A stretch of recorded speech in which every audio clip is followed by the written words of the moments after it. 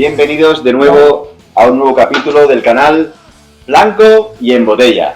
Después del exitazo de vídeo de Franco y el Real Madrid, venimos con un segundo episodio muy calentito también y que más o menos tiene que ver con el vídeo anterior, pero vamos a concretar más, que son las 5 primeras Copas de Europa del Madrid que siempre se han intentado minimizar, ¿no? O tirar por tierra el cómo las ha conseguido el Real Madrid. Así que vamos a desmontar nuevamente un montón de bulos de la bancada culé. Así que sin más dilación vamos a empezar a soltar datos ahí a muerte, ¿vale? Para, explicar un poquito cómo se creó la competición. Rafa, cuéntanos, ¿cómo se crea la Copa de Europa? Para saber cómo se crea la Copa de Europa tenemos que remontarnos a un partido amistoso que hubo entre el equipo inglés del Wolverhampton y un equipo formado por estrellas de la selección húngara, que el equipo era el Budapesti Honvéd Sport. ¿Puedes volver a repetirlo? Budapesti Honvéd Sport, pero no me haga repetirlo más. ¿Vale? Resulta que el Wolverhampton le gana a este equipo, que era estrellas húngaras, la selección húngara era una de las mejores selecciones que había en el mundo. Era una selección muy potente en la época, muy potente. Se consideraba que eran los mejores jugadores del mundo. Y resulta que la prensa inglesa, para ensalzar al Wolverhampton, dice que el Wolverhampton es el mejor equipo del mundo. Gabriel Hanot, director del diario L'Equipe, en aquel momento responde a los medios ingleses en un artículo que podéis encontrar en la web de la UEFA, UEFA.com, que dice: antes de decir que el Wolverhampton es invencible, tendrían que viajar a Moscú y a Budapest. Además, hay otros grandes equipos en Europa como el AC Milan o el Real Madrid Club de Fútbol. Puesto que se va observando el buen nivel de los equipos, habría que hacer un campeonato del mundo, o al menos uno a nivel europeo. Se busca una competición más original que la ya existente. Es algo que tenemos que hacer. Hasta la llegada de la Copa Europa, los títulos existentes eran, por un lado, la Copa Mitrota, fundada por el austriaco Hugo Meis y que estuvo en funcionamiento desde el año 27 hasta el 78, y la jugaban los equipos de las 4 naciones más potentes a nivel futbolístico de Europa, como eran Italia, Checoslovaquia, Hungría y Austria, con alternancia de equipos yugoslavos, suizos y rumanos. Entre el año 80 y el 92 únicamente la jugaron equipos de segunda división. Por otro lado estaba la Copa Latina, que se jugó entre el 49 y el 57, y que la disputaban los equipos de Francia, Portugal, Italia y España, siendo tanto el Real Madrid como el Barcelona ganadores de 2 de sus ediciones cada uno.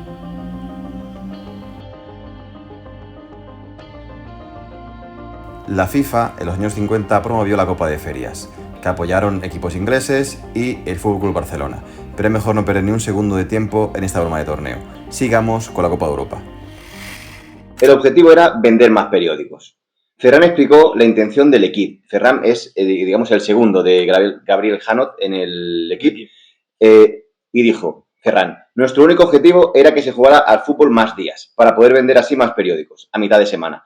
Una vez que ya hayamos dado la idea y el primer paso, necesitábamos a alguien que organizara el torneo.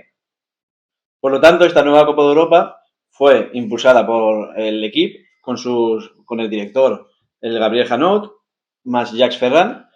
Fue impulsada también por el Real Madrid, gracias a su presidente, Santiago Bernabéu, y también fue impulsada por Gustav Seves, subsecretario de Deporte de Hungría y vicepresidente de la UEFA. A todo esto, posiblemente no lo sepáis, y os va a saltar la cabeza ahora.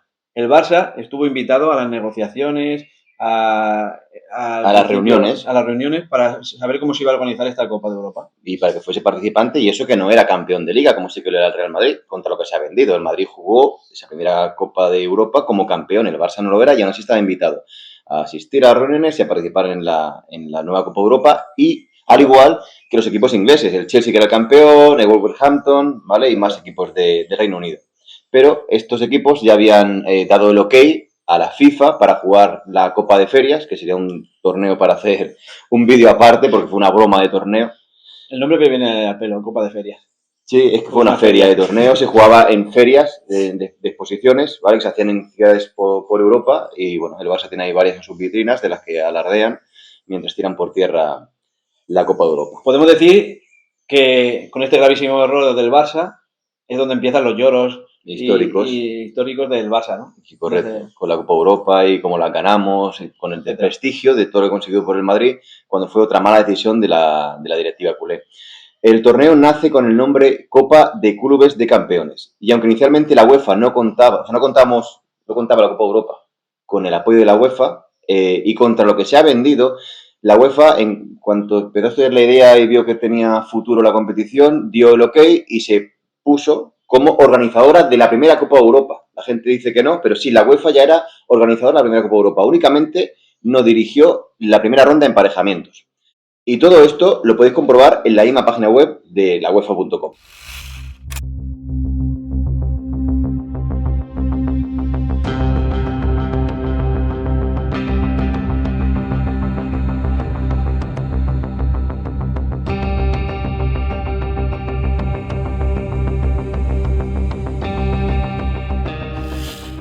Finalmente fueron 16 los equipos los que apoyaron este nuevo formato, recibieron una placa conmemorativa con las reglas del nuevo formato y pasarían a la historia sin saberlo ellos mismos. Sobre todo el Real Madrid Club de Fútbol.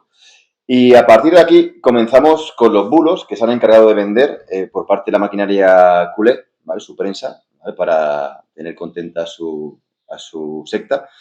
Y comenzamos con una entrevista que publicó el diario La Vanguardia aquí en España, que supuestamente le habían hecho al periodista francés Jacques Ferrand, con 94 años, periodista del Equipe, que comentamos antes que era la mano derecha de Gabriel Hanot, fundadores de la Copa de Europa. Una entrevista que salen, primero que no fue, que no se le hicieron ellos, aunque se le hicieron propia, o sea, la han hecho como suya, y que la han traducido de forma subjetiva, de forma dañina, para extraer de ella lo que necesitaban para darle más leña, ¿no? Para sus intereses, sí. Al interés culé, ¿vale? Por así decirlo. Realmente esa entrevista se la hicieron, por un lado, Panenka, la revista Panenka, a Jacques Ferrand, y por otro lado, otra entrevista diferente, L'Equipe Televisión. Lo más vergonzoso es que diarios como Sport, Mundo Deportivo, comenzaron enseguida a compartir la noticia, ¿vale? Porque les interesaba muchísimo. Obviamente tampoco fueron a la noticia original francesa ni a traducirla porque tampoco interesaba nada. Es muy fácil encontrar en Panenka y en L'Equipe Televisión esa entrevista, y si tenéis un ratito, aunque os sorprendería el resultado y nos va a gustar, hacer la traducción literal de lo que dice Jacques, que no tiene nada que ver con lo que aparece en estos medios. Sin más, comenzamos a desmentir los bulos sobre las primeras Copas de Europa del Real Madrid. Rafa, primer bulo. Jacques dijo que el Real Madrid iba invitado por apoyar la competición. Mentira, nuevamente. Además de que nunca dijo tal cosa en la entrevista original, el Real Madrid acudió a esa Copa de Europa como ganador de la Liga 54-55 y en las siguientes 4 acudió como ganador de la anterior, que era ya norma del torneo, y en 2 de ellas también acudió como ganador de la Liga Nacional Española. Segundo bulo. Jacques dijo que el Real Madrid amañó el sorteo para elegir rival. Mentira. Entre los participantes hay 8 campeones de liga y 8 invitados. Lo que normalmente hay en cualquier sorteo, que hay cabezas de serie para que no se enfrenten entre sí y que el torneo sea lo más competitivo posible hasta la final. Como se hace a día de hoy, para que no se maten entre ellos en la primera ronda.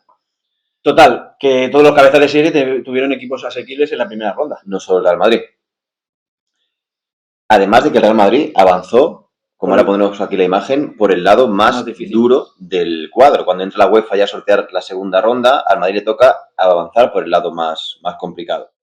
Tercer bulo. No había ningún equipo de nivel. Como acabamos de decir, habían, contra lo que se ha negado, ¿vale? Que eran equipos de poco nivel, habían 8 equipos campeones de liga. Claro que faltaban equipos de renombre, no estaban los equipos ingleses, no estaba el Chelsea como campeón, no estaba el Wolverhampton, algún equipo de menor nivel como el Barça tampoco estaba, pero la competición ya reunió por entonces a equipos que en aquella época eran potentes, ¿vale? Que quizá algunos de ellos hoy en día no suena tanto, pero hablamos de que esto hace como 70 años ya. Equipos potentes como el Milan, el Partizan de Belgrado, el PSV Eindhoven, el Sporting de Lisboa, un potentísimo equipo francés en aquellos tiempos que era el Stade Reims. Sería curioso repasar a quién se enfrentaba el Barça por entonces en las famosas Copas de Feria, en la broma de la Copa de Ferias. Cuarto bulo, por llamarlo de alguna manera. Bernabéu pidió enfrentarse a Servette en primera ronda en Suiza. Y esto lo toman como un trato de favor al Real Madrid, que era jugarse la primera eliminatoria de la primera Copa de Europa fuera de casa. Pero bueno, cuando Jacques en la entrevista cuenta esta anécdota, lo hace explicando que Bernabéu no era franquista, sino totalmente monárquico, y que pidió este favor al Servette suizo para poder visitar junto a la plantilla al rey exiliado Don Juan de Borbón, sin darse cuenta la prensa catalana de que con todos estos argumentos estaban cargándose, pasa que como todo les vale, se estaban cargando el argumento Real Madrid, equipo franquista.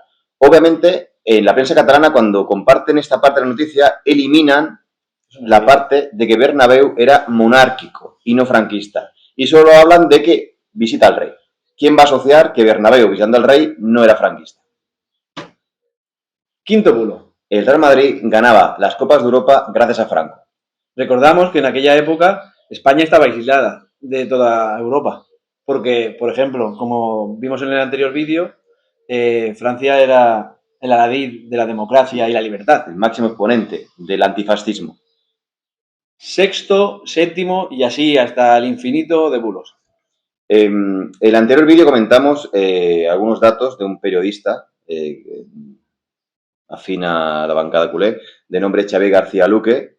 Este periodista hizo un artículo que se titulaba Polémicas 5 primeras Copas de Europa del Madrid. Y entre otras cosas dice, el Madrid, como siempre, con pase directo a octavos de final.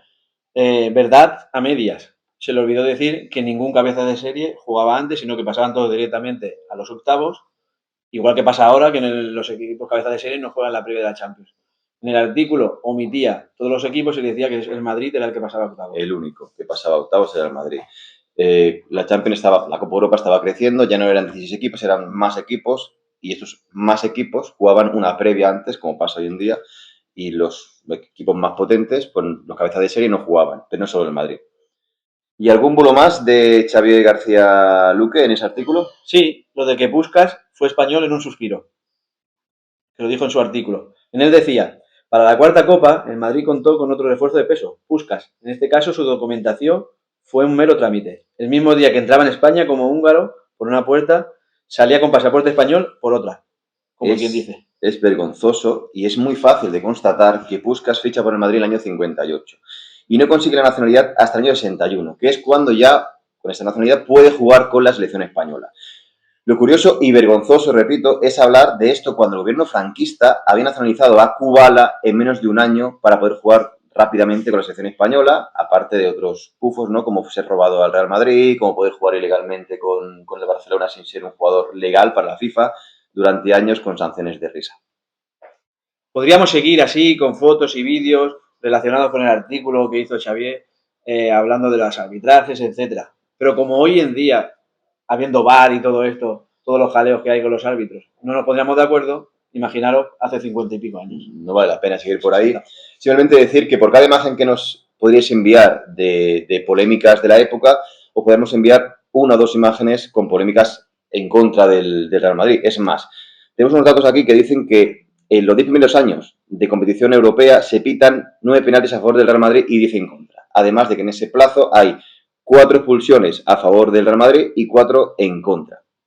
Y más que hablar de esas 5 Champions, 5 Copas de Europa que tanto han dolido, sería curioso que analizarais, que buscarais los vídeos, imágenes de cómo el Barcelona eliminó al Real Madrid en la siguiente edición a partir de la 5ª Copa de Europa, ¿vale? Como lo eliminó, y el más que vergonzoso arbitraje que sufrió el Real Madrid contra el Benfica en la final del siguiente año. Es decir, que veníamos de ganar 5 Copas de Europa y estaban ya cansados, imagino, de que Madrid arrasara. Y interesaba un campeón nuevo. Correcto, ¿vale? Porque aunque se ha vendido que el Madrid es como que tiene un contrato para ganar 5 Copas de Europa seguidas, que es una auténtica broma porque eso no interesa a nadie, ni al equipo, ni a la UEFA, menos al equipo que tenía lista de Reims jugando la Copa de Europa, que era un equipo muy potente y era de Francia. Imaginaos un torneo que empieza nuevo y que siempre lo gana el mismo equipo.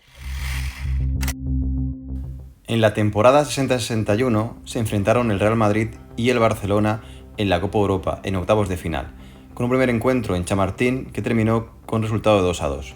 En aquel encuentro, a pocos minutos del final, con 2-1 a favor del Real Madrid, se pitó este calamitoso penalti fuera del área y que venía precedido de un fuera de juego. La prensa internacional, entre ellos el diario L'Équipe francés, tituló estos hechos como los crímenes de Mr. Ellis, el árbitro que dirigió este partido. Dicho penalti le fue señalado al jugador húngaro y culé Kocsis, compañero de selección de Puskás, que posteriormente relató que en el partido de vuelta su compañero no se atrevió a mirar a la cara. En el partido de vuelta, el resultado final fue de 2-1 a favor del Barcelona. Al Real Madrid le fueron anulados 3 goles, uno de ellos a pocos minutos de acabar el partido. El secretario general del Barcelona, el señor Gich, declaró posteriormente que una derrota hubiera sido una catástrofe para las arcas culés, debido a la gran deuda acumulada por la construcción del Camp Nou, y que la victoria les supuso una plusvalía de un 30%.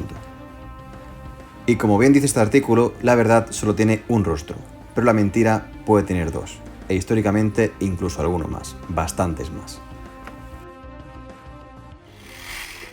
Pero volvamos a la verdadera historia. En la primera edición de la Copa de Europa, el Real Madrid se impone al Stade de Reims por 4-3 en el Parque de los Príncipes.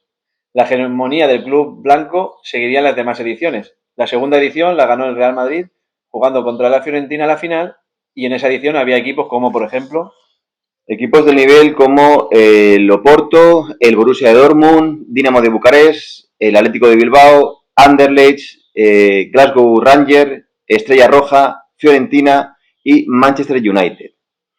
En la tercera edición, el Real Madrid gana la final al Milan, y en esa edición hay equipos del nivel que ahora veremos. Como nuevamente el Estrella Roja, el potente, era un equipo muy potente en la época, el potente equipo húngaro, el Vasas, Benfica, Sevilla, Glasgow de Rangers, Milán, Ajax, Manchester y Borussia Dortmund. La cuarta la ganamos al Stade de Reims, también en la final, y hay equipos en esa cuarta Copa de Europa como el Atlético de Madrid, Sporting de Lisboa, Juventus de Turín, Standard de Lieja, Stade Reims francés, Olympiacos, Manchester United y el potente y temido equipo inglés, el Wolverhampton. Y en la quinta Copa de Europa nos presentamos a la final y ganamos al Eintracht de Frankfurt. ¿Os acordáis de este equipo? El que le ganó en la Europa League hace poquitos años al Barça con un Camp Nou lleno de alemanes vestidos de blanco. Pues sí, ese fue nuestra última víctima de esas 5 primeras Copas de Europa. Que en esa quinta Copa de Europa había equipos del nivel del Eintracht de Frankfurt, que ya hemos dicho, que ganamos en la final. El equipo de menor nivel, el Barcelona, el Wolverhampton, el Milan, Anderlecht, Olympiacos, Glasgow Rangers y el Oporto. ¿Por qué damos énfasis a todos estos equipos? Porque al final siempre uno de los bulos que se ha dicho es que el Real Madrid juega esos campeonatos que ganas contra equipos menores. Equipos menores, claro. Realmente los equipos menores estaban en la Copa de Feria, pero bueno.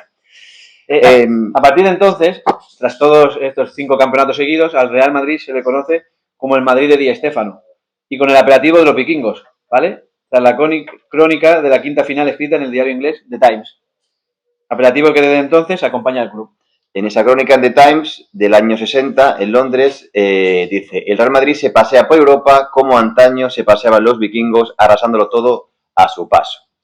Y el resto de la historia la conocéis. Un par de años en los que el Madrid fue atracado en la Copa Europa. El año 66 volvemos a ganar la Copa Europa. Y no es hasta el año, la séptima Copa Europa, hasta 1998. 98 que ganamos a... Después de 37 años contra la Juventus de Turín. Hasta la Marina. Luego viene la octava, novena, décima, y no sabéis hablar otra cosa que de la décima, de la undécima, doceava y así hasta las 15 Copas de Europa que tiene el Real Madrid Club de Fútbol. El rey del mundo, el rey de Europa y el rey de España. Me gustaría puntualizar un poquito cosas que nos han dicho siempre desde pequeños, porque nosotros vivimos aquí en Cataluña, en Barcelona, y somos del Real Madrid. Territorio enemigo, aunque hay mucho merengue aquí. Hemos estado 37 años sin ganar la Copa de Europa y siempre nos decían: es que vuestras Copas de Europa se ganan en blanco y negro, porque había 6 Copas de Europa que habíamos ganado en blanco y negro. Ahora llevamos 15, ¿vale? Llevamos 9 más de las que teníamos. Y siempre hay algo que decir a cualquiera de ellas, siempre algo que decir. Siempre que si Franco, que si los árbitros... Bueno, hasta el punto de que ganamos una Copa Europa y al momento parece que ya ha caducado, que ya no se puede hablar de ella porque es que siempre habláis de lo mismo. Es que eso es pasado. El año pasado ganaste la Champions y eso es pasado. Con su primera Copa Europa del 92, ¿qué queda de esa Copa Europa?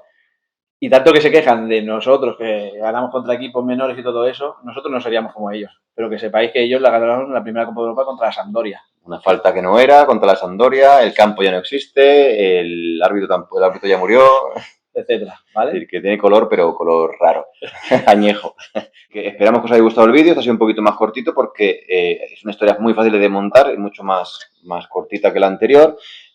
Nos vemos la próxima semana con otro episodio calentito y de un vídeo del canal de Blanco y en Botella.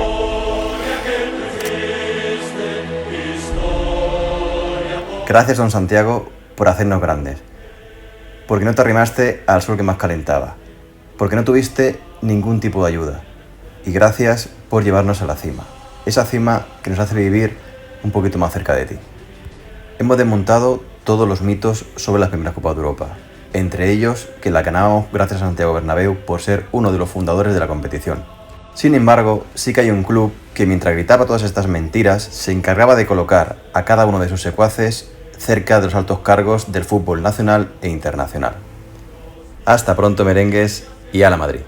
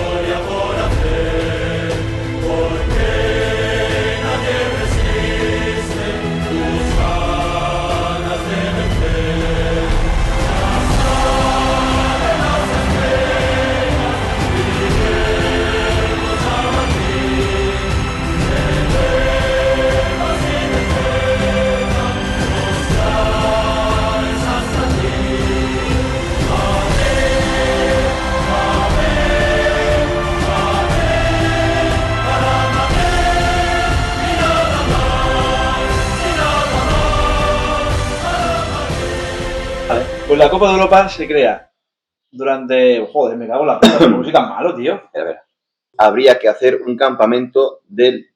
Un campamento. El campeonato. Con más prestigio, Prestigio. puesto que se va observando... pues... Y tal. Leyes. De... ¿Leyes? Ahí va la ley. ¿Por qué he dicho leyes? No sé. Relativa en la que salían las leyes. Las leyes. Se pasen reglas. las leyes y punto, como yo lo digo. En conmemoración se le regaló una placa conmemorativa donde salían las leyes. Conmemoración para conmemorativa. Venga. Recibieron, tío, si es que no es tan difícil. Se les conmemoró con una placa conmemorativa. Venga. Te voy a poner tiquismiquis. No. Tengo algo en el pelo, ¿no? Tengo un bicho o algo, ¿no? Me está picando. Bueno, el pelo no. Voy a volver a empezar.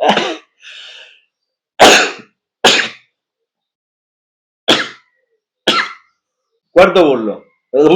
Corto burlo. Cuarto. Todo lo demás que había eran democracia, su puta madre y sus muertos. Pero volvamos a la verdad de... Joder, ¿qué me pasa? Con más prestigio que la Copa Mitrota. Luego se lo oía de la Copa Toyota. Yo no he escuchado nunca. Voy a con pelota.